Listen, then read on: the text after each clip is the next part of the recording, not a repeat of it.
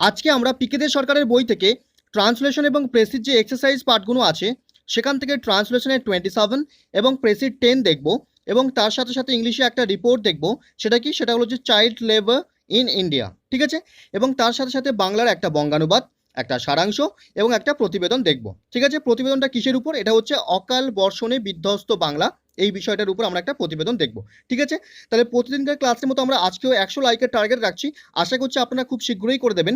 যারা এখনও পর্যন্ত আমাদের টেলিগ্রাম গ্রুপে যুক্ত হননি, তারা ভিডিও ডেসক্রিপশন বক্সে টেলিগ্রাম গ্রুপের লিঙ্ক আছে, সেখান থেকে গিয়ে যুক্ত হয়ে যান। তাহলে আপনারা সেখানে আমরা যে সমস্ত হোম টাস্কগুলো ডেলি বেসিকে দিয়ে থাকছি সেইগুলো এবং তার প্রিভিয়াস যে আপডেট সেগুলো কিন্তু পেয়ে যাবেন। চলুন তাহলে আজকে ক্লাসটা শুরু করা যাক। দেখুন, ফার্স্ট আপনারা ভিডিওটাকে পজ করে এই যে ট্রান্সলেশন প্যাসেজটা আছে এটা ভালো করে পড়ে নিন, তারপর আমরা এগোবো, ঠিক আছে? পড়া হয়েছে, চলুন তাহলে এগোই। দেখুন কি বলছে এখানে, ফার্স্ট ভালো করে পড়বেন বিষয়টাকে, কি বলা হচ্ছে এখানে বুঝবেন। দেখুন, 2 সপ্তাহ পরের কথা। বৃদ্ধ পোস্টমাস্টার একদিন সত্যই নীলকমলকে ডেকে গম্ভীরভাবে বললেন। এই পর্যন্ত ভালো করে দেখুন।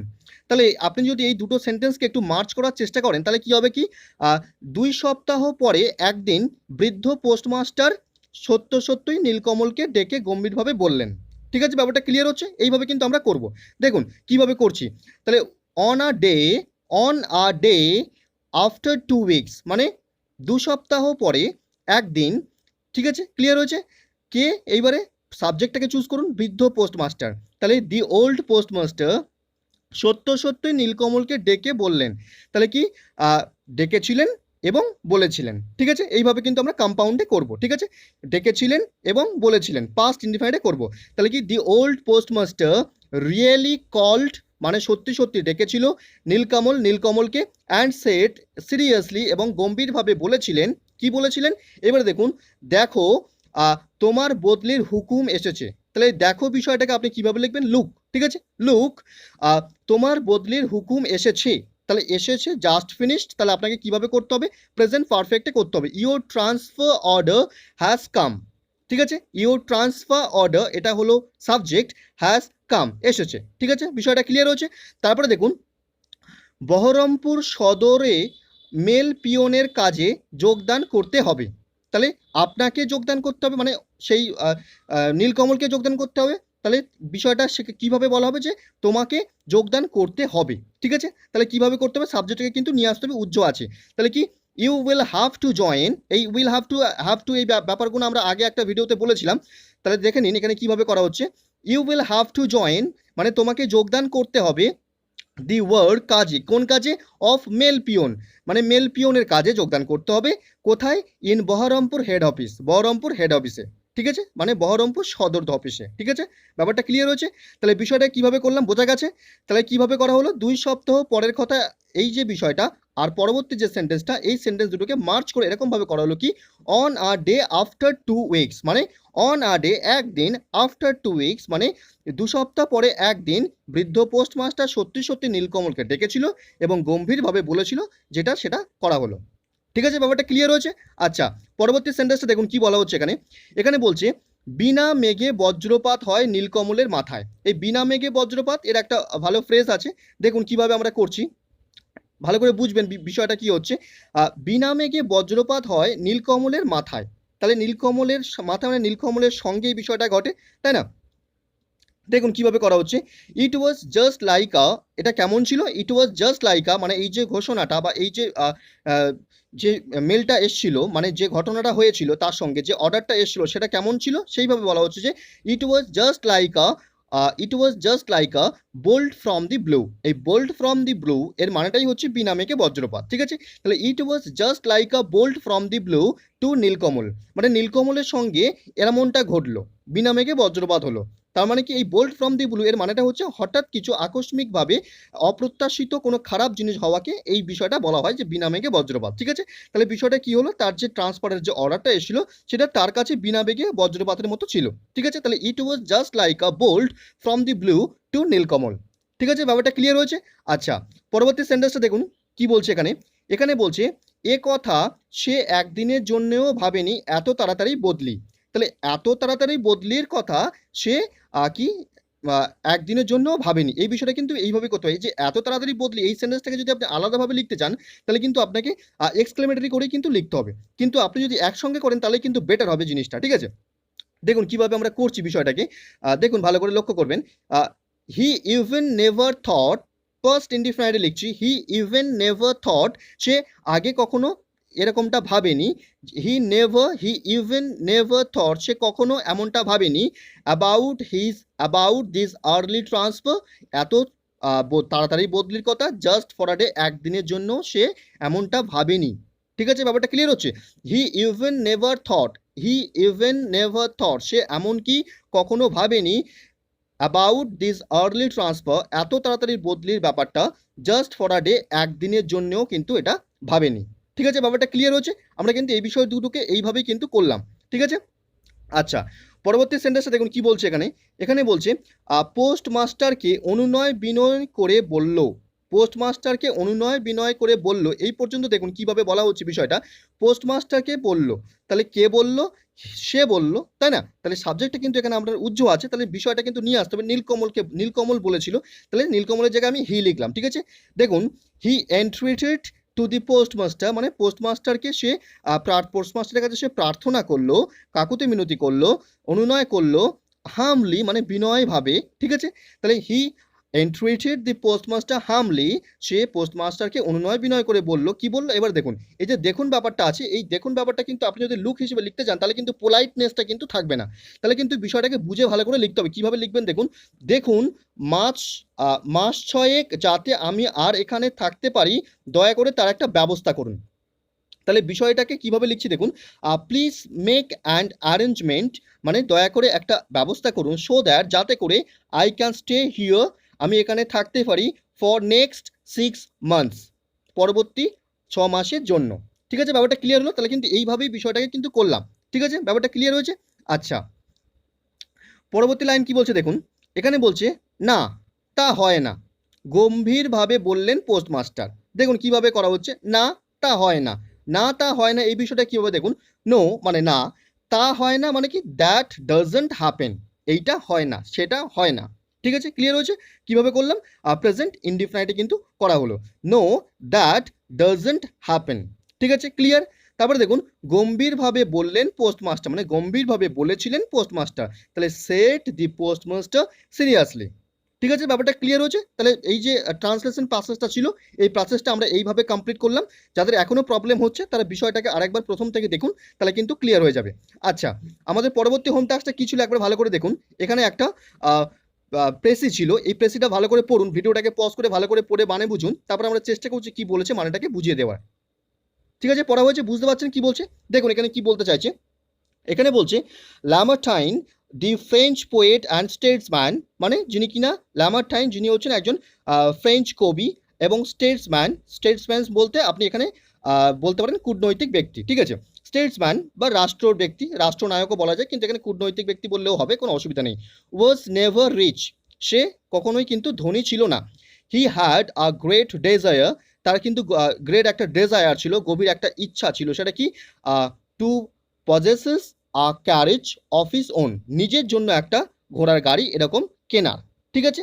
অধিকার করার, ঠিক আছে? পজেসেস মানে হচ্ছে অধিগ্রহণ করা, নিজের সম্পত্তির মালিকানাকে এই পজেসেস কিন্তু বোঝানো হয়, ঠিক আছে? তারপরে দেখুন, অ্যান্ড ফর দিস পারপাস, এবং এই উদ্দেশ্যে, হি সেভড মানি, সে মানি জমাতো, ঠিক আছে? Which he put on a box, যে সেটাকে কোথায় রাখতো, একটা বক্সে রাখতো, ঠিক আছে? তারপরে দেখুন, he had saved about 1000 francs when a poor widow, মানে সে জমিয়ে ফেলেছিল প্রায় মানে কত, 1000 ফ্রাঙ্ক সে জমিয়ে ফেলেছিল, ঠিক আছে? When a poor widow with several children came to his room, যখন কিনা কে আসে, একটা পুয়ার উইডো, বিধবা আসে অনেক ছেলে মেয়েদের নিয়ে তার রুমে, অ্যান্ড টোল্ড হিম, এবং তাকে বলে, কি বলে, উইথ টিয়ার্স মানে অশ্রু ভরে, মানে চোখে জল আছে এরকম অবস্থায় সে বলে, কি বলে, that she had no bread to eat, তার খাওয়ার কিছু নেই। That her furniture had been seized, তার যে ফার্নিচার সেগুলো অধিগ্রহণ করে নেওয়া হয়েছে। অ্যান্ড দ্যাট, আরও কি বলছে, she and her children had been turned out into the street, এবং তারা কিনা তার ছেলে মেয়েদের নিয়ে এখন রাস্তায়, ঠিক আছে, রাস্তায় এসে উঠেছে।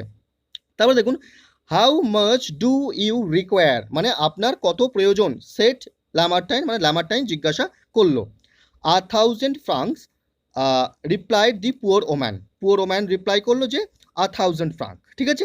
তারপরে কি বলছে দেখুন, কাম হিও দে আ, কাম মানে বলছে কাম হিও দে আ, মানে কি আসুন এই নিন, ঠিক আছে, বা এখানে আছে, ঠিক আছে, বা ওটা ক্লিয়ার হয়েছে। তারপর দেখুন, সেট দি জেনারেস পোয়েট, এই জেনারেস পোয়েট সেটা বললো, অ্যান্ড পুট হিজ সেভিংস, এবং তার সমস্ত সেভিংসগুলোকে দিয়ে দিল ইনটু হার হ্যান্ড, তার হাতের মধ্যে, ঠিক আছে। তারপরে দেখুন, the next day a friend asked him, পরের দিন তার ফ্রেন্ড একটা তাকে জিজ্ঞাসা করলো what he would do about his carriage, তার এই যে ক্যারেজ যে কেনার ব্যাপারটা ছিল সেটা সম্পর্কে সে কি ভাবে বা তার কি মনোভাব। তখন সে বলছে দেখুন, ও মাই ফ্রেন্ড সেড হি, সে তখন কি বলছে, oh my friend I shall continue to go on foot, আমি পায়ে হেঁটেই যাত্রা চালিয়ে যাব। It is better for my health, মানে এই বিষয়টা আমার হেলথের জন্য কিন্তু ভালো, ঠিক আছে, ব্যাপারটা ক্লিয়ার হয়েছে। তাহলে বিষয়টা বোঝা গেল এখানে তাহলে কি বলতে চাইছে ব্যাপারটা। এখানে কিন্তু যে পোয়েট অর্থাৎ যে ফ্রেঞ্চ পোয়েট, তার সেই ল্যামার্টাইন, তার কিন্তু নোবিলিটির যে ব্যাপারটা, তার যে মহত্বের ব্যাপারটা, সেটাই কিন্তু এখানে বোঝাতে চাইছে এই সমস্ত গল্পের মধ্যে, ঠিক আছে। তার মানে কি, তার মানে বলতে চাইছে যে আপনি যখন লিখবেন আনসারটা কিভাবে লিখবেন, যে কি ফ্রেঞ্চ পোয়েট ল্যামার্টাইন সে কিন্তু গরিব ছিল এবং তার আশা ছিল সে একটা ঘোড়ার গাড়ি কিনবে, ঠিক আছে। সেই কারণে সে ধীরে ধীরে 1,000 ফ্রাঙ্ক জমায়, এবং তারপরে যখন একজন হেল্পলেস উইডো সে যখন তার কাছে আসে এবং তার কাছে সাহায্য চায়, তখন তিনি সে সমস্ত তার যে সেভিংস সেগুলো কিন্তু সে ডোনেট করে দেয়। এইভাবেই কিন্তু ল্যামার্টাইন তার মহত্বের প্রকাশ ঘটায়, এই বিষয়টাই বলতে চাইছে, তাই না। দেখুন তাহলে আমরা ফার্স্ট কিভাবে এর একটা সুইটেবল টাইটেল দেওয়ার চেষ্টা করছি। টাইটেলটা কিভাবে দিলাম দেখুন, নোবিলিটি অফ পোয়েট কমা ল্যামার্টাইন, মানে পোয়েটটার নাম ল্যামার্টাইন তাই কমা দিয়েছে, তার কি নোবিলিটি অফ পোয়েট ল্যামার্টাইন, মানে ল্যামার্টাইনের মহত্ব, ঠিক আছে, কবি ল্যামার্টাইনের মহত্ব, ঠিক আছে। আচ্ছা, আনসারটা কিভাবে লিখছি ভালো করে ফলো করবেন, এখানে বিষয়টা কি বলতে চাইছে বুঝুন ভালো করে কি বলছে এখানে। এখানে বলা হচ্ছে দেখুন, ফ্রেঞ্চ পোয়েট লামার্টাইন ওয়াজ পুয়ার, মানে ফ্রেঞ্চ পোয়েট লামার্টাইন গরিব ছিলেন, বাট হি হোপড, কিন্তু তিনি আশা করতেন, টু হ্যাভ আ ক্যারেজ, মানে তিনি একটা ক্যারেজ মানে হচ্ছে যে ঘোড়ার গাড়ি কিনবেন, এরকম তো কিন্তু তিনি আশা করতেন, ঠিক আছে। সো হি, সুতরাং তিনি গ্রাজুয়ালি সেভড 1,000 ফ্রাঙ্ক, মানে তিনি গ্রাজুয়ালি 1,000 ফ্রাঙ্ক কিন্তু জমান, ঠিক আছে। But when a helpless widow, যখন একটা হেল্পলেস উইডো বিধবা কেম বিফোর হিম, তার সামনে আসে, অ্যান্ড আস্কস ফর হেল্প, এবং হেল্পের জন্য বলে, তখন হি ডোনেটেড অল হিজ সেভিংস, সে সমস্ত তার সেভিংসগুলোকে সঞ্চয়গুলোকে কিন্তু দিয়ে দেয়, ঠিক আছে। আচ্ছা, তারপরে দেখুন এখানে হবে দাস, দিস নয়, দাস THUS, দাস, এইভাবে হি ইন্ট্রোডিউসড হিজ নবিলিটি, এইভাবে তিনি তার মহত্বের প্রকাশ ঘটান, ঠিক আছে। ব্যাপারটা ক্লিয়ার হচ্ছে। তাহলে এখনো পর্যন্ত যাদের কঠিন লাগছে বিষয়টা, এটা কিন্তু কঠিন কোনো টাস্ক নয়, আপনাদের যেরকমভাবে দেওয়া হচ্ছে সেরকমভাবে ডেলি বেসিকে করতে থাকুন, এবং যেরকমভাবে বলা হচ্ছে যে কি আপনারা ফার্স্ট বিষয়টাকে পড়বেন, পড়ে মানে বুঝবেন, তারপরে 3-4 বার ভালো করে পড়বেন, দ্রুত পড়বেন, তারপরে যে ব্রেন ম্যাপটা তৈরি হবে সেই বিষয়টাই কিন্তু, সেই বিষয়টাকে আপনি ভেবে ভালো করে ভেবে একটা সুইটেবল টাইটেল দেবেন, এবং তারপরেই কিন্তু নিজের ভাষায় পুরো বিষয়টাকে গুছিয়ে লিখবেন, ঠিক আছে। ব্যাপারটা ক্লিয়ার হয়েছে। আচ্ছা, তাহলে আমাদের এই যে প্রেসি প্যাসেজটা, এই প্রেসি প্যাসেজটা আমরা এখানে কমপ্লিট করলাম। আমাদের পরবর্তী যে প্যাসেজটা ছিল সেটা কি ছিল দেখুন, একটা ইংলিশে রিপোর্ট লিখতে দেওয়া ছিল কি on the child labour in India, মানে চাইল্ড লেবার ইন্ডিয়াতে যে চাইল্ড লেবারের যে ব্যাপারটা, শিশু শ্রমের যে ব্যাপারটা, সেটা সম্পর্কে একটা রিপোর্ট লিখতে দেওয়া ছিল। দেখুন আমরা কিভাবে বিষয়টাকে লিখছি। ফার্স্ট আমরা একটা টাইটেল দিলাম, কি দিলাম, child labour in India is a curse, মানে ইন্ডিয়ায় যে শিশু শ্রম এটা কিন্তু একটা অভিশাপ, ঠিক আছে, ক্লিয়ার। তারপরে দেখুন রিপোর্টের যে ব্যাপারটা, এখানে বাই আ স্টাফ রিপোর্টার লেখা হয়নি, আপনারা এটাকে লিখে নেবেন, এটা মিস্টেক আছে, টাইপিং মিস্টেক আছে। তাহলে কি এখানে যে রিপোর্টের যে ব্যাপারটা এখানে কিন্তু আপনারা লিখে নেবেন যে কি বাই আ স্টাফ রিপোর্টার, এখানে কিন্তু লিখে নেবেন, ঠিক আছে। আচ্ছা, তারপরে কি করা হলো দেখুন, ফরম্যাটটা মেনটেন করার পর কি করা হচ্ছে, কি লেখা হচ্ছে ফার্স্ট প্যারাগ্রাফে ভালো করে বুঝবেন কি বলা হচ্ছে। এখানে বলছে it is very unfortunate that, মানে এটা দুর্ভাগ্যের বিষয় যে দি number of child labour in India, মানে ইন্ডিয়ায় চাইল্ড লেবারের সংখ্যাটা ইজ দি হাইয়েস্ট, এটা কিন্তু সর্বোচ্চ, ঠিক আছে। অ্যাকর্ডিং টু দি সেন্সাস, মানে সমীক্ষা অনুযায়ী, দি নাম্বার অফ চাইল্ড লেবারার্স, মানে চাইল্ড শ্রমিকদের সংখ্যা ইন ইন্ডিয়া, ইন্ডিয়াতে ইজ 6 মিলিয়ন টু 12 মিলিয়ন, মানে 6 মিলিয়ন থেকে 12 মিলিয়ন পর্যন্ত, ঠিক আছে, এটা সমীক্ষায় বলছে। তারপরে কি বলছে দেখুন, but the actual number is more than that, কিন্তু অ্যাকচুয়াল যে সংখ্যাটা, প্রকৃত যে সংখ্যাটা কিন্তু তার থেকেও কিন্তু বেশি, ঠিক আছে। Which goes out of the senses, মানে যেটা কিন্তু লোকচক্ষুর বাইরে। ঠিক আছে, ব্যাপারটা ক্লিয়ার হলো? তাহলে পুরো যে বিষয়টা আমরা লিখতে চলেছি সেই বিষয়টার একটা সংক্ষিপ্ত একটা ব্যাপার, যেটা কিনা ইন্ট্রোডাক্টর ব্যাপার, মানে ইন্ট্রোডাক্টরি ব্যাপার, সেটা কিন্তু আমরা ফার্স্ট প্যারাগ্রাফে একদম সূচনা হিসেবে বিষয়টাকে লিখলাম। ঠিক আছে, ক্লিয়ার হয়েছে? আচ্ছা, পরবর্তী প্যারাগ্রাফে আমরা কি দেখব? মূল যে বিষয়বস্তু সেটাকে আমরা ডিটেলসে এখানে দেখব। ঠিক আছে, দেখুন কিভাবে বিষয়টাকে লেখা হচ্ছে, ভালো করে বুঝবেন কি বলা হচ্ছে। দেখুন এখানে বলছি, today's children are the future of the country. বোঝা গেল? টুডেস চিলড্রেন, আজকের শিশুরা, are the future of the country, মানে কান্ট্রির ফিউচার। ঠিক আছে, ভবিষ্যৎ। And the first thing that is needed, first thing যেটা দরকার সেটা হচ্ছে কি, to run the country properly, একটা কান্ট্রিকে সঠিকভাবে চালাতে গেলে প্রথম জিনিস যেটা দরকার সেটা হচ্ছে ইজ প্রপার এডুকেশন। সেটা কি? সেটা হলো যে প্রপার এডুকেশন, সঠিক শিক্ষা। ঠিক আছে, সুশিক্ষা। ঠিক আছে, but the sad thing is that, দুঃখের বিষয় হলো এই যে a large number of children are still deprived of education. কিন্তু দুঃখের বিষয় এই যে ডিপ্রাইভড হচ্ছে তারা, লার্জ নাম্বার অফ যারা চিলড্রেন তারা কিন্তু শিক্ষা থেকে বঞ্চিত হচ্ছে। ঠিক আছে, তারপরে দেখুন, ইন ইন ডেভেলপড কান্ট্রিজ, মানে উন্নত দেশগুলোতে দি সিস্টেম অফ সোশ্যাল এডুকেশনের যে সিস্টেম সেটা is better than in countries like India, মানে ইন্ডিয়ার থেকে কিন্তু বেটার। ঠিক আছে, ক্লিয়ার? আচ্ছা, তারপরে দেখুন কি বলা হচ্ছে, the gap between the rich and the poor is widening, মানে এটা আরও প্রশস্ত হচ্ছে। গ্যাপ কিসের গ্যাপ? পুয়ার এবং রিচ, এই যে গ্যাপটা এটা কিন্তু প্রশস্ত হচ্ছে। প্রাইভেটাইজেশন হ্যাজ বিন কার্ভড, মানে প্রাইভেটাইজেশন রোধ করা হচ্ছে কিসের জন্য? Due to the liberal economy, মানে লিবারেল যে উদার যে ইকোনমি সেইটার জন্য কিন্তু কি করা হচ্ছে? প্রাইভেটাইজেশন রোধ করে দেওয়া হচ্ছে। A large section of the society has become unemployed, এর ফলে কি হচ্ছে? A large section of society তারা কি হয়ে যাচ্ছে? হ্যাজ বিকাম আনএমপ্লয়েড, তারা কিন্তু আনএমপ্লয়েড হয়ে পড়ছে। ঠিক আছে, মানে কিভাবে শিশু শ্রমটা আসছে তার ব্যাখ্যাটা আমরা দিচ্ছি। ঠিক আছে, কারণটা লিখছি, তারপরে বিষয়টাকে আসবে। দেখুন ভালো করে ফলো করুন। Which is affecting the children's lives, যেটা কিনা চিলড্রেন্সদের জীবনকে প্রভাবিত করছে, অফ দি সোসাইটি, সমাজের। ঠিক আছে, ক্লিয়ার? তারপরে দেখুন, children from poor families are deprived of access to universal education or compulsory primary education, মানে ইউনিভার্সাল যে এডুকেশন বা কম্পালসারি প্রাইমারি যে এডুকেশনের যে ব্যবস্থাটা সেইটা থেকে কিন্তু যারা কিন্তু গরিব আর কি পুয়ার ফ্যামিলিতে যারা বিলং করে সেই সমস্ত চিলড্রেনরা কিন্তু অ্যাক্সেস করতে পারছে না, তারা কিন্তু ডিপ্রাইভড হচ্ছে। ঠিক আছে, ক্লিয়ার? আচ্ছা, তারপরে দেখুন, দি ministry of labour has recently issued a notification banning child labor, মানে চাইল্ড লেবারকে ব্যান করে একটা নোটিফিকেশন জারি করেছে মিনিস্ট্রি অফ লেবার। ঠিক আছে, শ্রমের যে মিনিস্ট্রি সেটা, ইন হ্যাজডাস ওয়ার্ক, মানে কি? মানে হচ্ছে যে মানে ঝুঁকিপূর্ণ যে কাজ সেই কাজের প্রতি যাতে এরা অংশ না নেয় সেই জন্য একটা নোটিফিকেশন কিন্তু জারি করা হয়েছে। ঠিক আছে, তারপরে দেখুন, dangerous work has been termed as domestic work, মানে ডেঞ্জারাস যে ওয়ার্ক, মানে হ্যাজারাস যে ওয়ার্ক, সেগুলো কি? সেগুলো হচ্ছে কি? Domestic work. ঠিক আছে, stone breaking work and motor garage work. ঠিক আছে, বলা হলো বিষয়গুলো কোন কোন কাজের কথা বলা হয়েছে। তারপরে দেখুন, extreme exploitation is carried out on this child labours, মানে কি? এই যে চাইল্ড লেবার্সদের প্রতি কিন্তু, মানে চাইল্ড যারা লেবারার্স আছে, শ্রমিক আছে, তাদের প্রতি কিন্তু কি করা হচ্ছে? প্রচুর নির্যাতন কিন্তু, চরম নির্যাতন কিন্তু করা হচ্ছে। তারপরে দেখুন, minors are always subjected to sexual exploitation and other abuse in domestic work, মানে কি? ডোমেস্টিক ওয়ার্কে তা কি করা হচ্ছে? তাদেরকে, মাইনরসদেরকে কি করা হচ্ছে? যারা কাজ করছে তাদেরকে কিন্তু এই যে যৌন হয়রানির শিকার হতে হচ্ছে, এই বিষয়টা কিন্তু বলা হলো। ঠিক আছে, ক্লিয়ার?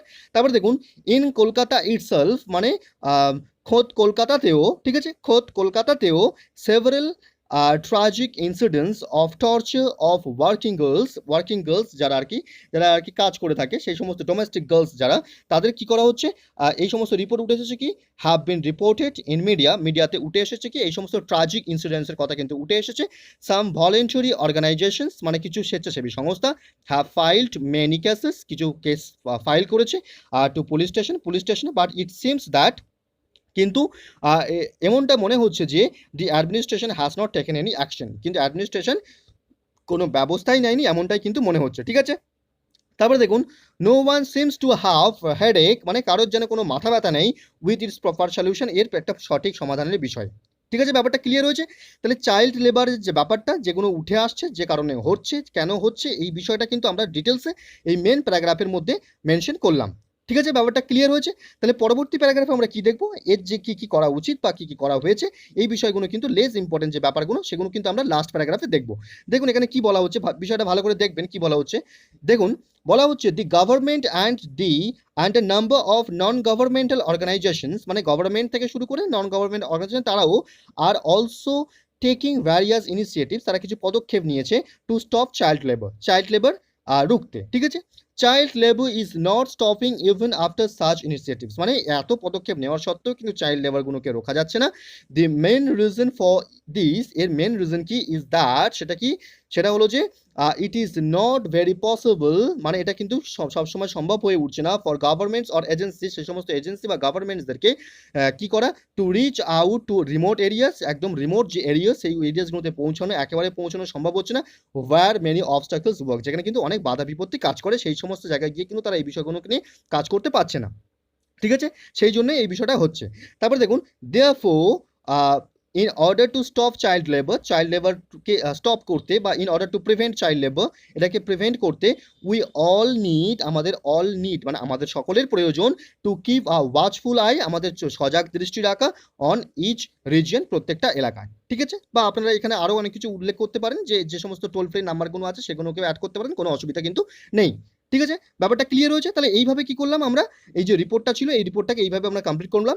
আপনারা যেভাবে লিখছেন সেইভাবে লিখতে থাকুন, সেইভাবে লিখে জমা দিন, আমরা সেই বিষয়গুলোকে চেক করে দিচ্ছি। আচ্ছা, পরবর্তী আমাদের যে হোম টাস্কটা ছিল সেটা দেখুন কি ছিল, এটা একটা বঙ্গানুবাদ ছিল। দেখুন ভালো করে জাস্ট পড়ে নিন, তারপরে আমরা এগোচ্ছি। ঠিক আছে, পড়া হয়েছে, চলুন তাহলে ফার্স্ট লাইনটা কি বলছে দেখুন, এখানে কি বলছে ভালো করে বুঝবেন।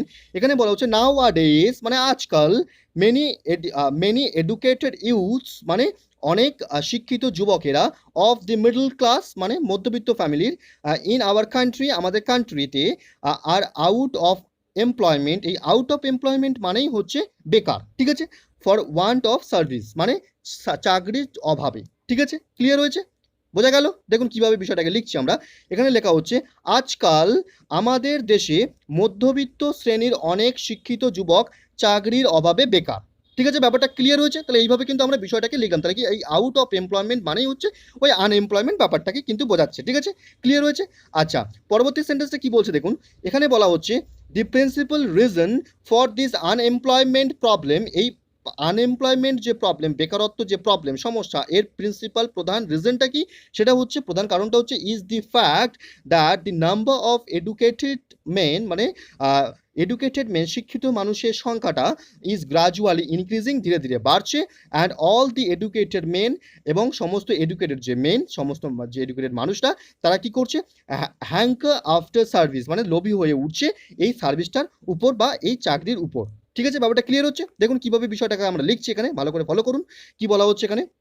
এখানে বলছে এই বেকার সমস্যার প্রধান কারণ হলো শিক্ষিত পুরুষের সংখ্যা ধীরে ধীরে বৃদ্ধি পাচ্ছে এবং সমস্ত শিক্ষিত পুরুষ চাকরির লোভী হয়ে উঠছেন। ঠিক আছে, ব্যাপারটা ক্লিয়ার হয়েছে।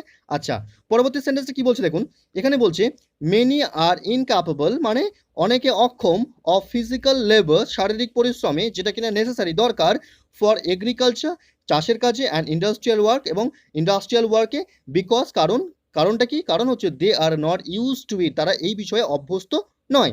ঠিক আছে, দেখুন কিভাবে বিষয়টাকে লেখা হলো, এখানে বলা হচ্ছে অনেকে কৃষি ও কৃষিকর্মের জন্য প্রয়োজনীয় শারীরিক পরিশ্রম করতে অক্ষম, কারণ তারা এটিতে অভ্যস্ত নন।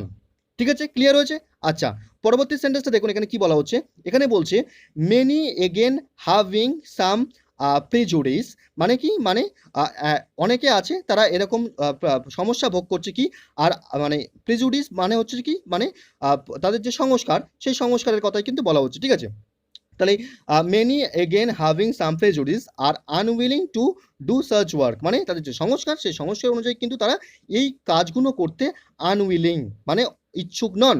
ঠিক আছে, ক্লিয়ার হয়েছে। দেখুন কিভাবে বিষয়টাকে লেখা হচ্ছে, এখানে বলা হচ্ছে আবার পূর্ব সংস্কারের বশীভূত হয়ে অনেকেই এ জাতীয় কাজ করতে রাজি নন। ঠিক আছে, ক্লিয়ার হয়েছে। আচ্ছা, দেখুন তারপরের লাইনটা কি বলা হচ্ছে, এখানে বলা হচ্ছে but what is more humiliating than idleness, মানে এই যে বেকার ব্যাপারটা, এই বেকার ব্যাপারটার থেকে লজ্জাজনক আর কি হতে পারে। ঠিক আছে, দেখুন সেটাভাবেই বলা হচ্ছে আইডলনেস, বেকার ব্যাপার বা কর্মহীনতা, তবে কর্মহীনতার চেয়ে বেশি অপমানজনক আর কি আছে। ঠিক আছে, ক্লিয়ার হয়েছে? আচ্ছা, পরবর্তী সেন্টেন্সটা কি বলছে ভালো করে ফলো করুন।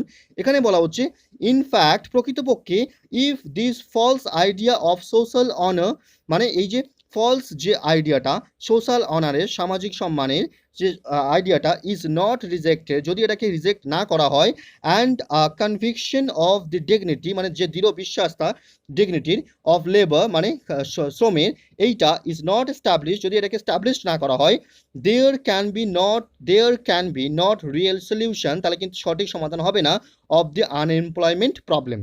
ঠিক আছে, তাহলে এই আনএমপ্লয়মেন্ট যে প্রবলেম, বেকারত্বের যে সমস্যা, এর কিন্তু সঠিক সমাধান হবে না। দেখুন বিষয়টাকে আমরা কিভাবে লিখছি, ভালো করে ফলো করবেন। এখানে বলা হচ্ছে প্রকৃতপক্ষে যদি সামাজিক সম্মানের এই মিথ্যা ধারণা বাতিল করা না হয় এবং শ্রমের মর্যাদার একটি দৃঢ় বিশ্বাস স্থাপন করা না হয়, তবে বেকারত্বের সমস্যাটির প্রকৃত সমাধান হতে পারে না। ঠিক আছে, ব্যাপারটা ক্লিয়ার হয়েছে? তাহলে এইভাবে আমরা এই যে প্যাসেজটা ছিল, এই প্যাসেজটা আমরা কমপ্লিট করলাম। আমাদের পরবর্তী প্যাসেজ কি ছিল দেখুন, পরবর্তী হোম টাস্ক আমাদের ছিল একটা সারাংশ ছিল, এটা বাংলায় লেখা আছে, সুতরাং এটাকে পড়ে আর সময় নষ্ট করার কোনো মানেই হয় না। আপনারা ভালো করে পড়ুন, পড়ে বুঝুন কি বলতে চাইছে, তারপর আমরা চেষ্টা করছি কি বলতে চাইছে মানেটাকে সংক্ষেপে বুঝিয়ে দেওয়ার। ঠিক আছে, বুঝতে পেরেছেন, পড়েছেন কি বলতে চাইছে? তাহলে এখানে কি বলতে চাইছে, এখানে বলতে চাইছে একটাই বিষয়ে যে কি বুদ্ধিমান যে ব্যাপারটা, বুদ্ধিমান যারা হয়, যারা আর কি বুদ্ধিজীবী হয়, তারা কিন্তু কি করে ভবিষ্যতের জন্য কিন্তু এগিয়ে যায়, তারা কিন্তু ভবিষ্যৎগামী হয়। ঠিক আছে, অতীত যে ব্যাপারটা, সেই অতীত থেকে কিন্তু মানুষ শিক্ষা নেয়, কিন্তু বর্তমানের মধ্যেই কিন্তু অতীতের বীজ বপন হয়ে আছে। যা কিছু অতীতে ঘটে গেছে সেই ভেবে কোনো লাভ নেই, সেই ভেবে অতিরিক্ত সময় নষ্ট। সুতরাং কি করা উচিত, সুতরাং যেহেতু আমাদের কর্ম আমাদের আগামীকালের ফল নিয়ে আসে, সেই কারণে কি করতে হবে, এই যে বিষয়টা বলছে না যে কি পিঁপড়ে মৌমাছি এরা ভবিষ্যতের জন্য খাবার সংগ্রহ করে, তার মানে কি তারা আজকে কাজ করছে বলেই ভবিষ্যতে তারা ফলটা পাচ্ছে। তাই আমরা এরকম বলতে পারি যেহেতু আমাদের কর্ম আগামীকালের ফল নির্ধারণ করে, তাই কি করতে হবে, তাই বর্তমানকে ভবিষ্যতের যে সম্ভাবনা, সেই সম্ভাবনার দিকে কিন্তু এগিয়ে নিয়ে যদি যাওয়া যায়, তাহলেই কিন্তু আসল বুদ্ধিমত্তার পরিচয় পাওয়া যাবে। ঠিক আছে, এই বিষয়টা এনে বলতে চাইছে এর মধ্যে, তাহলে বোঝা গেল কি বলতে চাইছে এর মধ্যে। আচ্ছা, তাহলে আমরা দেখুন এরপরে আমরা কিভাবে একটা সুইটেবল টাইটেল দেওয়ার চেষ্টা করছি। টাইটেলটা কিভাবে দিলাম দেখুন, বুদ্ধিমান অনেকাংশেই ভবিষ্যৎগামী। যারা বুদ্ধিমান হয় তারা কিন্তু অনেকাংশেই কিন্তু ভবিষ্যৎগামী হয়। ঠিক আছে, বোঝা যাচ্ছে কি ব্যাপারটা? আচ্ছা, আনসারটা কিভাবে আমরা লিখছি ভালো করে ফলো করবেন। এখানে কিভাবে বলা হচ্ছে দেখুন কি বলছে, বলছে অতীত শুধু শিক্ষা দেয়, ঠিক আছে, এবং বর্তমানের গর্ভেই ভবিষ্যতের জন্ম। ঠিক আছে, বোঝা গেল? তারপরে দেখুন, যা কিছু অতীত তা ভেবে কোনো লাভ নেই, যেহেতু আজকের কর্ম আগামীকালের ফল, তাই বর্তমানকে ভবিষ্যৎ সম্ভাবনায় এগিয়ে নিয়ে যাওয়াই বুদ্ধিমত্তার পরিচয়। ঠিক আছে, ব্যাপারটা ক্লিয়ার হয়েছে? তাহলে এইভাবেই কিন্তু আমরা বিষয়টাকে লিখলাম। তাহলে আপনারা যেভাবে ইংলিশ বেসিক করবেন সেইভাবেই কিন্তু বাংলার সারাংশটা কিন্তু সেই একই রকমভাবেই কিন্তু করবেন। ঠিক আছে, ব্যাপারটা ক্লিয়ার হয়েছে? তাহলে আমরা কিন্তু এইভাবে এই যে সারাংশ প্যাসেজটা আমরা কমপ্লিট করলাম। আমাদের পরবর্তী হোম টাস্ক কী ছিল দেখুন, এখানে ছিল কি একটা প্রতিবেদন লিখতে দেওয়া ছিল, অকাল বর্ষণে বিধ্বস্ত বাংলা। ঠিক আছে, দেখুন আমরা কিভাবে বিষয়টাকে লিখছি দেখুন। ফার্স্ট আমরা একটা টাইটেল দিলাম, কি টাইটেল দিলাম, অকাল বর্ষণে বিধ্বস্ত বাংলা। ঠিক আছে, এইভাবে টাইটেলটা দিলাম। তারপরে প্রতিবেদনের যে ফরম্যাট, সেই ফরম্যাট আমরা ফলো করলাম। তারপরে প্রথম যে প্যারাগ্রাফ, সেই প্যারাগ্রাফে আমরা ঠিক রিপোর্টের মতো একই রকমই প্রতিবেদনে কি দেখব, মূল বিষয়বস্তুটাকে একদম সংক্ষেপে দেখব। ঠিক আছে, দেখুন কিভাবে বলা হচ্ছে এখানে। এখানে বলা হচ্ছে দেখুন ভালো করে ফলো করবেন, একের পর এক দুর্যোগে কবলিত বাংলার মানব সমাজ তথা জীবকুল। ঠিক আছে, এর মধ্যে হঠাৎ হঠাৎ আবহাওয়ার নিজস্ব গতির পরিবর্তন, এ যেন আক্রান্ত সভ্যতার ওপর তছনছ খেলা। ঠিক আছে, বাংলার মানুষ বর্তমানে বিধ্বস্ত। ঠিক আছে, একদম খুব সংক্ষেপে আমরা বিষয়টাকে কিন্তু লিখলাম। ঠিক আছে, আচ্ছা, তাহলে আমরা পরবর্তী প্যারাগ্রাফে কি দেখব, রিপোর্টের এবার এই যে প্রতিবেদন অর্থাৎ রিপোর্টের যে মূল বিষয়বস্তু যা যা হয়েছে সেই বিষয়টা কিন্তু আমরা এখানে মূল প্যারাগ্রাফে দেখব। দেখুন কিভাবে বলা হচ্ছে বিষয়টাকে, ভালো করে লক্ষ্য করুন। এখানে বলছে গত 19শে সেপ্টেম্বর বাংলার মানব সমাজ শরৎ আকাশে নীল সাদার খেলা না দেখে দেখলো হঠাৎ কালো মেঘের গর্জন। ঠিক আছে, গত 2-3 দিন থেকেই আকাশ ছিল গম্ভীর। অন্যদিকে বন্যার জলে বেশ কিছু এলাকা আগে থেকেই কবলিত বা প্লাবিত লিখতে পারেন, কোনো অসুবিধা নেই। এমতাবস্থায়, এখানে দন্তেশ্বয় থয় হবে, এমতাবস্থায় এলো শরতের বৃষ্টি। টানা 8 ঘন্টার বৃষ্টিতে চারিদিকে জল জমে ক্ষতিগ্রস্ত হলো ফসল। ঠিক আছে, চারিদিকে জল জমে ক্ষতিগ্রস্ত হলো ফসল। রাস্তাঘাটে জল কাদাতে যান চলাচলে হয়রানির শিকার হলো মানুষ। ঠিক আছে, মাটির বাড়িগুলি বৃষ্টির কোপে অর্ধেক ডুবন্ত, ও ভেঙে পড়ল কিছু অংশ।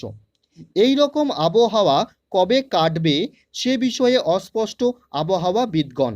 ঠিক আছে, এ যেন নিয়মিত গতি ভুলে প্রকৃতি অনিয়মে চলছে। একদিন রোদ তো অন্য দিন বৃষ্টি, এবেলা স্বচ্ছ আকাশ তো ওবেলা গম্ভীর। ঠিক আছে, ওবেলাটা একসঙ্গে লিখবেন। তাহলে কি বাংলার প্রকৃতি কখনো নিয়মের পথে হাঁটতে পারবে না? জিজ্ঞাসা চিহ্ন দেওয়া হলো, রয়ে গেল প্রশ্ন। ঠিক আছে, বিষয়টা ক্লিয়ার হচ্ছে। আমরা যেহেতু এখানে ওয়ার্ড লিমিটস আছে, সুতরাং এইভাবেই কিন্তু বিষয়টাকে একদম সংক্ষেপের মধ্যে বিষয়টাকে কিন্তু লিখলাম। ঠিক আছে, ব্যাপারটা ক্লিয়ার। আচ্ছা, পরবর্তী যে প্যারাগ্রাফ সেখানে আমরা কি দেখব, সেখানে একদম লেস ইম্পর্টেন্ট যে ব্যাপারগুলো সেই বিষয়গুলো আমরা দেখব। দেখুন কিভাবে বলা হচ্ছে এখানে বিষয়টা। এখানে বলা হচ্ছে দেখুন, ফসল ওঠার মুখেই এই ভারী বৃষ্টিতে ফসলের প্রচুর ক্ষতি হওয়ায় জিনিসপত্রের দাম আজ ঊর্ধ্বগামী। ঠিক আছে, আশ্রয়হীন হয়েই হাঁটু জলে দিন কাটাচ্ছে বহু দরিদ্র মানুষ। তবে সংশ্লিষ্ট কর্মীদের নজরে যতটুকু পড়ল তাতে সাহায্য পেল কেউ কেউ। ঠিক আছে, এমতাবস্থায় সরকার থেকে শুরু করে সাধারণ মানুষের কপালে চিন্তার ভাঁজ। ঠিক আছে, ব্যাপারটা ক্লিয়ার হয়েছে। তাহলে এইভাবে আমরা প্রতিবেদনটাকে দেখলাম। আপনারা যেভাবে লিখছেন সেইভাবে কোনো অসুবিধা নেই, সেভাবে লিখে জমা দিতে থাকুন, কোনো অসুবিধা হচ্ছে না। আচ্ছা, তাহলে আপনারা যারা এখনো পর্যন্ত আমাদের চ্যানেলটাকে সাবস্ক্রাইব করেননি তারা চ্যানেলটাকে সাবস্ক্রাইব করে পাশে থাকুন এবং বন্ধুদের সঙ্গে প্রচুর প্রচুর প্রচুর মাত্রায় শেয়ার করুন। তাহলে আমরা এতদিন ধরে যেভাবে ক্লাস করিয়ে আসছি ঠিক একই রকমভাবে আপনাদের সাথে নতুনভাবে নতুন এত উদ্যম দিয়ে নতুনভাবে ক্লাস করাতে কিন্তু উদ্যমী হয়ে থাকবো। তাহলে আজকের ক্লাসটা আমরা এখানেই কমপ্লিট করলাম, পরবর্তী ক্লাসে দেখা হচ্ছে। ধন্যবাদ।